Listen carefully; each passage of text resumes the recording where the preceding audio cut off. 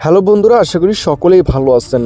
তো আজকে আমরা কথা বলবো আইপিএল এর প্রথম ম্যাচের ব্যাপারে। তো এই ম্যাচের যে সম্ভাব্য প্লেইং ইলেভেনটা এবং শক্তিশালী ইলেভেনটা সেটা আপনাদের সামনে তুলে ধরবো। তো অবশ্যই ভিডিওটা সম্পূর্ণ দেখলে সব কিছু পেয়ে যাবেন। এখানে প্রথমে আমরা কলকাতার সম্ভাব্য প্লেইং ইলেভেনটা দেখে নিব। এখানে সুনীল নারায়ণের সাথে ডিকক ওপেনিং করতে পারে। তো ডিকক কিন্তু খুবই ভালো খেলে থাকে, আপনারা জানেন।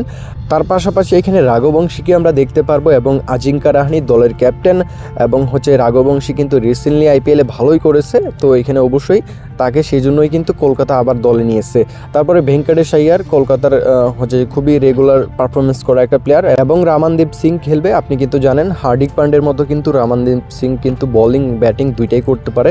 এবং রিঙ্কু সিং, যাকে ভালো করেই চিনেন, এক ওভারে কিন্তু কি তাণ্ডব লীলা চালিয়ে ম্যাচটা উইন করেছিল। এবং আন্ডার রাসেল, অ্যান্ডি গ্লোরকিয়া আফ্রিকার প্লেয়ার, সে কিন্তু অনেক গতিতে বল করতে পারে। এবং হর্ষিত রানা এবং বরুণ চক্রবর্তী। তো বরুণ চক্রবর্তী কিন্তু এবার চ্যাম্পিয়ন্স ট্রফিতে খুবই ভালো বল করেছে এবং সে কিন্তু ভালো একটা ফর্মে আছে, আর এমনিতেও কিন্তু সে ভালো মানের একটা বোলার। তো এখানে নারায়ণ এবং বরুণ চক্রবর্তী এই দুইটা প্লেয়ারই কিন্তু এই দলের মধ্যে ব্যাঙ্গালোর সম্ভাব্য প্লেইং ইলেভেনটা দেখবো। এখানে বিরাট কোহলির সাথে প্রথমেই দেখতে পারবো ফিল সল্ট কিন্তু ওপেনিং করতে পারে। দুইটা প্লেয়ারই কিন্তু খুবই ভালো মানের, পাওয়ার প্লেটা কিন্তু খুবই ভালো খেলবে। তার পাশাপাশি এখানে রাজত পাটিদার, তারপরে লিয়াম লিভিংস্টন। রাজত পাটিদার কিন্তু এখানে দলের ক্যাপ্টেন, এবং এখানে জিতেশ শর্মা, তারপরে Tim David, Liam Livingstone, Tim David, তারা দুজনে কিন্তু এখানে ফিনিশার রোলে কাজ করবে ভালো, এবং ভালো ব্যাটিং কিন্তু তাদের থেকে আশা করতে পারেন। খুবই বড় মানের হিটার। তো এখানে তারপরে কুণাল পান্ডিয়া এবং জশ হেজেলউড, ভালো মানের বলার। তার পাশাপাশি ভুবনেশ্বর কুমার। তো এখানে বোলিং লাইন আপটা কিন্তু খুবই মারাত্মক দেখা যাচ্ছে। এখানে হেজেলউডের সাথে এখানে যদি আপনি এখানে ভুবনেশ্বর কুমারের যদি জুটিটা দেখেন, তারপরে এখানে আবার ইয়াশ ডয়েল আছে।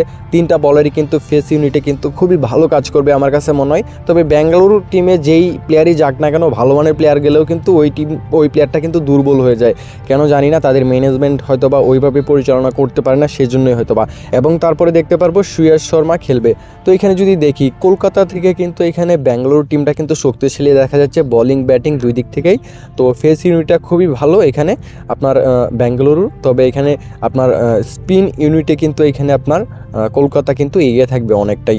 তো এখানে যদি টিমের স্ট্রংটা বলি, তাহলে দেখতে পারবো এখানে আপনার কলকাতা থেকে ব্যাঙ্গালুরু টিমটা কিন্তু অনেকটাই স্ট্রং দেখা যাচ্ছে।